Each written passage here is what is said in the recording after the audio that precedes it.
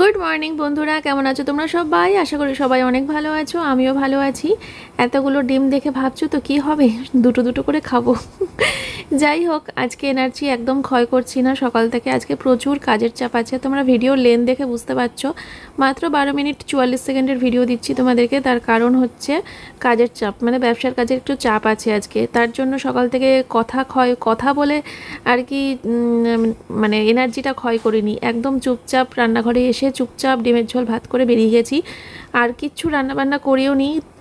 দেখো আমার রান্না হয়ে গেছে, আর স্নানটাও হয়ে গেছে। রান্না করে স্নান করে এখন গাছ থেকে ফুল তুলে নিয়ে এসেছি। আর কি কি ফুল তুলেছি আজকে, তো তার জন্য আরও বেশি মনটা ভালো।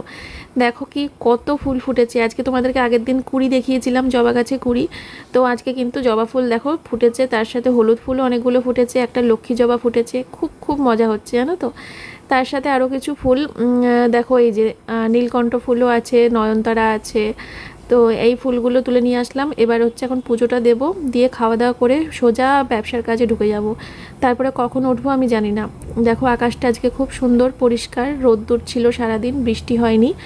খুব তাড়াতাড়ি কাজগুলো সেরে নিয়েছি, মানে এই ঘুম থেকে উঠেই তাড়াতাড়ি করে রান্না করে স্নান করে পুজো দিয়ে এই কাজগুলো করে নিয়েছি। তার কেননা আজকে মাল প্যাকিংয়ের অনেকটা টাইম সোমনাথকে দিতে হবে। আর এই যে দেখো সাজিয়ে নিয়েছি ঠাকুরের সিংহাসনটা খুব সুন্দর করে ফুল দিয়ে। তোমরা কমেন্ট করেছো আমাকে যে শিবলিঙ্গ থাকলে শিব মূর্তি রাখতে নেই সিংহাসনে। তো প্রচুর কমেন্ট আসার কারণে আমি আজকালের মধ্যেই শিব মূর্তিটা কিন্তু সিংহাসন থেকে সরিয়ে নেব, শুধু শিবলিঙ্গটাই থাকবে, ঠিক আছে? আমি তো জানতাম না, তোমরা কমেন্ট করেছো তারপরে আমি জানলাম। তো দেখো তো কেমন হয়েছে সাজানোটা। আজকে কিন্তু জবা ফুল অনেকগুলো ফুটেছে, তার জন্য আজকে আমি খুব মনটা ভালো রয়েছে জানো তো। তো চলো বন্ধুরা, এখন হচ্ছে ভাত বাড়বো।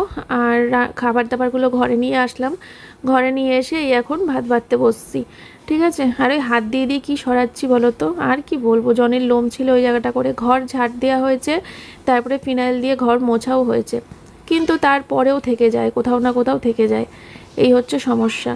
তো আমি এখন সোমনাথকে ভাতটা বেড়ে দেবো, আর তারপরে মেয়েকে ভাত খাওয়াতে বসার আগে কিন্তু আমি হাতটা ধুয়েই নেবো আবার, তারপরে মেয়েকে ভাত খাওয়াবো। আর মেয়েকে ভাত খাওয়ানো হয়ে গেলে একদম লাস্টে গিয়ে আমি ভাত খাবো, কারণ আমার আজকে খেতে ইচ্ছে করছে না, মানে ইচ্ছে করছে না খুব, মানে শরীরটা খারাপ খারাপ লাগছিল, যেহেতু টেনশানে শরীরটা খারাপ লাগছিল। কারণ আজকে যেহেতু প্রচুর মালের চাপ রয়েছে, আর তার জন্য সেইটা কাজ শেষ হতে হতে আজকে আমার সন্ধে না রাত্রির হয়ে যাবে নিজেও জানি না। এই এখন খাওয়া দাওয়া শেষ করেই বসবো, তারপরে উঠতে উঠতে কটা বাজবে কোনো ঠিক ঠিকানা নেই।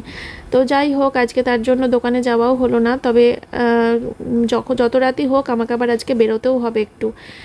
দোকানে না যাব না, কিন্তু বেরোতে হবে, সে তোমাদেরকে পরে বলবো খন। দেখো সোমনাথকে ভাত দিয়ে দিলাম, মেয়ের ভাতটাও বেড়ে নিলাম। এবার তরকারিটা তুলবো, তরকারিটা তুলে তারপরে হচ্ছে ভাত বাড়া হবে, এই খাওয়া দাওয়া হবে। আর এই যে টিভিতে এখন গোপাল ভাঁড় সোমনাথ চালালো, গোপাল ভাঁড় ছাড়া তো আমাদের খাওয়া দাওয়া হবেই না, এরকম একটা ব্যাপার। এই দেখো ডিমের ঝোলের ফাইনাল লুক। কেমন দেখতে হয়েছে বন্ধুরা কমেন্ট করে বলো। এই সপ্তাহে প্রচুর ডিমের ঝোল খাওয়া হয়ে গেল কিন্তু, তাই না? আর এই যে দেখো এখন বসেছি মাল প্যাকিংয়ের এখানে। তো সোমনাথকে এক এক করে অ্যাড্রেস দেবো। এখন বাজে মোটামুটি 2:15-20। তো চলো কাজ শেষ করে তারপরে আবার দেখা হবে। তো বন্ধুরা, আজকে তো সারাদিন কিচ্ছু ভিডিও করতে পারিনি, একদম বাজে হচ্ছে আজকের ভিডিওটা। প্রচণ্ড ক্লান্ত লাগছে। সেই দুপুরবেলা বসেছিলাম সোমনাথকে অ্যাড্রেস দিতে, তখন বাজে 2:30। এখন বাজে হচ্ছে 6টা। 2:30 থেকে 6টা পর্যন্ত সোমনাথকে শুধু অ্যাড্রেসই দিয়ে গেছি। ও প্যাকিংয়ে ব্যস্ত আছে এখন। যাই হোক, বুঝতেই পারছো সামনে পুজো আসছে, তো তো পুজোর আগে একটুখানি ব্যবসার চাপ তো থাকবেই। আজকে রান্নাবান্নাও দেখলে তো শুধু ডিমের ঝোল ভাত করে রেখে দিয়েছি। তো যাই হোক, সন্ধ্যেবেলা করে দেখি আমার মাকে ফোন করব, মা আজকে আসবে কি না। আজকে একটু বেরোতে হবে, আজকে দোকানে যাব না, দোকানে কালকে যাব। আজকে কিছু কাজ রয়েছে। প্রথমত 1 নম্বর কাজ হচ্ছে রানাঘাটে একটা ডেলিভারি আছে। 2 নম্বর কাজ হচ্ছে ঘরে সবজি নেই। আজকে প্রায় দিন 10 হয়ে গেল আমাদের ঘরে সবজি নেই। কিভাবে যে সংসার চালাচ্ছি সে একমাত্র আমিই জানি। ফুলকপি আনবা? তো দেখি, যদি সোমনাথকে বলেছি যদি সন্ধ্যাবেলা একটু সবজি আনতে নিয়ে যায় আমাকে। দুটো হলো। 3 নম্বর কাজ হচ্ছে নাইটির একটা খোঁজ পেয়েছি, তো সেখানে নাইটি দেখি যদি পাই আর কি, একটুখানি দেখবো আর কি, দেখতে যাব। যাই হোক, আর 4 নম্বর কাজ হচ্ছে মল্লিকাদের বাড়িতে কাজ আছে, সবই ব্যবসা, বেশিরভাগ কাজই ব্যবসার কাজেই বেরোতে হবে, শুধু কি রানাঘাটেই আছি, এটাই যা। তো যাই হোক, একটা দিন ম্যানেজ করে নাও। আমি বুঝতে পারছি না আজকে ব্লগটা বোধহয় 5 মিনিটের না হয়ে যায়, কিন্তু কি করব বলো, রোজ দিন তো সমান যায় না। আমার এনার্জি দুই দিকে আমি ক্ষয় করতে পারিনি। সংসারের কাজ, ব্লগিং, রান্নাবান্না এইগুলো থেকে এনার্জি বাঁচিয়ে রেখেছিলাম। সারাদিন ধরে এই সোমনাথকে আজকে মাল দিতে দিতে, অ্যাড্রেস দিতে দিতে আর কি সময়টা পুরো সারাটা দিন ওখানেই এনার্জি সব ঢেলে দিয়েছি। যাই হোক, চলো, আজকে ব্রেকফাস্টও তোমাদের সাথে কিচ্ছু শেয়ার করা হয়নি। সোমনাথ খেয়েছিল ব্রেকফাস্টে ছাতু, আপেল, টক দই, মেয়ে খেয়েছিল দুধ, আমি খেয়েছিলাম চা, বিস্কুট আর ম্যাগি। খুব কষ্ট করে খেয়েছি চকসটা শেষ হয়ে গেছে, নিয়ে আসা হয়েছে আবার, তো শুধু শুধু পেটিয়াশিওর দিয়ে করে দিয়েছিলাম, চকস শেষ হয়ে গেছিলো। যাই হোক, এই তো, চলো পরে আসছি।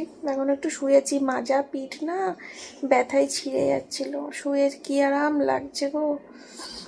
শুয়ে শুয়ে অর্ডার নিচ্ছি, ফোনে কাজ করছি, টিভি মিভি কিছু চালাইনি। 7টা 15-20 নাগাদ ওর ম্যাডাম ঢুকবে, তারপরে আমি রেডি হয়ে বেরোবো। তো বন্ধুরা, এখন বাজে হচ্ছে রাত্রির 8টা, আর সোমনাথের এখন প্যাকিং শেষ হলো, ও গেল হচ্ছে স্নান করতে, আর ম্যাডাম এসছে পড়াতে, ম্যাডাম ওই ঘরে মেয়েকে পড়াচ্ছে। আর সন্ধেবেলা 3 জনা মিলে আজকে মুড়ি মাখা খেয়েছি, পেঁয়াজ দিয়ে, লঙ্কা দিয়ে, চানাচুর দিয়ে, আম তেল দিয়েছিল মা, তো সেই আম তেল দিয়ে সবকিছু দিয়ে সুন্দর করে মুড়ি মাখিয়েছিলাম। তো সেটাই মেয়ে আমি, মেয়ে আমি আর সোমনাথ খেয়েছি। তোমাদের সাথে কিছু শেয়ার করতে পারিনি, কারণ ফোন ব্যস্ত ছিল, ফোনে দুটো দিদির সাথে গল্প করতে করতে এই সব খাওয়া দাওয়া হচ্ছিল মুড়ি, তাই শেয়ার করতে পারিনি। তারপরে সোমনাথের প্যাকিং কমপ্লিট হলে স্নান করতে গেল, আমি এখন রেডি হব। সোমনাথ স্নান করে বেরোলে পরে আমিও বেরোবো ওর সাথে। তো দেখি, অনেকগুলো কাজই তো রয়েছে, জানি না কতটুকু কি হবে, দেখবে মাঝখান থেকে আমার সবজি কেনাটাই বাদ চলে যাবে। মল্লিকাদের বাড়িতে যেতে হবে ব্যবসার কাজে, আর মাল ডেলিভারি করার আছে, এই দুটো করেই দেখবে এমন টাইম, ঘড়ির কাঁটাটা এমন হয়ে যাবে না যে তখন আর সবজিটাই আনা হবে না। যাই হোক, চলো পরে আসছি, রেডি হবো। এখন শাড়িটা ছাড়বো, একটা চুড়িদার পরি, পরে রেডি হই, ঠিক আছে? আর মেয়ের ছুটি হয়ে গেলে মেয়েকে বলে দিয়েছি আমার শাশুড়ি মায়ের বাড়িতে গিয়ে বসে থাকবে। চলো, তো বন্ধুরা চলো যাই, কাজগুলো মিটিয়ে আসি। ঘরের অবস্থা খুবই খারাপ হয়ে রয়েছে, পুরো ঘরের অবস্থা খারাপ, জানি না কখন ঘরটা গোছাতে পারবো। এইভাবে ঘর দূর রেখে আমি থাকতে পারি না। হ্যাঁ চলো।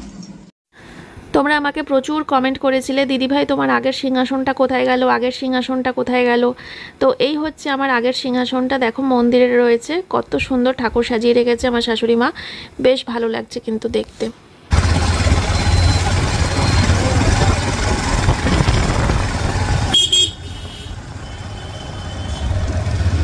ঢুকলাম মল্লিকাদের বাড়িতে, এই যে দেখো সুন্দরী কি সুন্দর সেজে রয়েছে।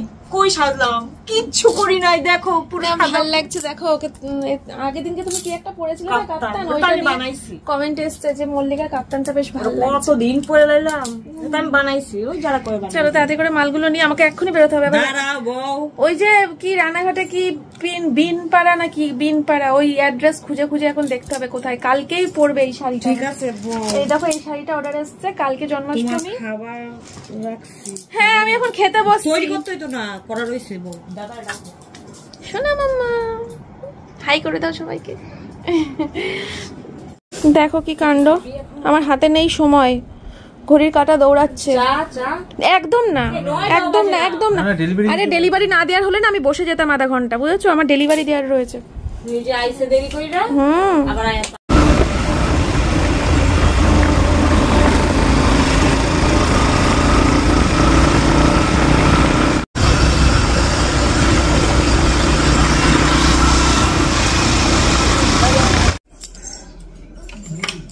আজকে রাতে যখন শোবো না, আমার একটা লাশ পড়বে বিছানায়, এত ক্লান্ত, এত টায়ার্ড, কি বলবো তোমাদেরকে, খুব কষ্ট হচ্ছে। এখন বাজে হচ্ছে 10:30, মল্লিকাদের বাড়ি থেকে মাল নিয়ে আসার পর সেগুলো আবার প্যাকিং করতে হয়েছে, মানে সোমনাথই প্যাকিং করেছে কিন্তু আমাকে বসে বসে ওকে দিতে হয়েছে মালগুলো, প্লাস অ্যাড্রেস দিতে হয়েছে। এই এখন উঠলাম 10:30টার সময়, উঠে ছোট ঘরের বিছানাটা ঝাড়লাম, ছোট ঘরটা ঝাড় দিলাম, বড় ঘরের বিছানাটা ঝাড়লাম, বড় ঘরটা ঝাড় দিলাম, বারান্দাটা ঝাড় দিলাম, দিয়ে ওই দরজার কাছে নোংরা জড়ো করে রেখেছি। এত রাতে তো নোংরা বাইরে বের করতে নেই শুনেছি, জানি না, এর কোনো সাইন্টিফিক ব্যাখ্যা নেই, তাও শুনেছি করি। যেটা করলে কোনো মানে করতে কষ্ট নেই বা ক্ষতি নেই সেটা মানলে ক্ষতি কি, তাই না?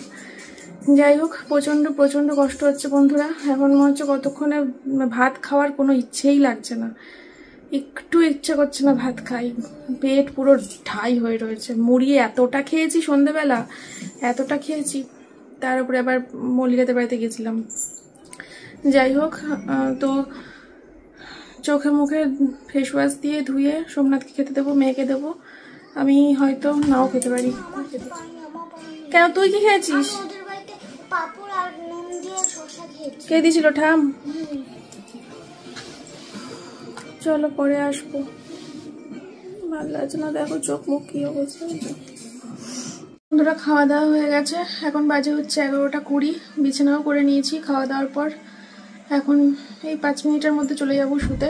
তো এই তো আজকে কি হলো, কি ভিডিও করছি, কি করছি ভগবান ঈশ্বর জানে, প্রচণ্ড শরীর খারাপ লাগছে।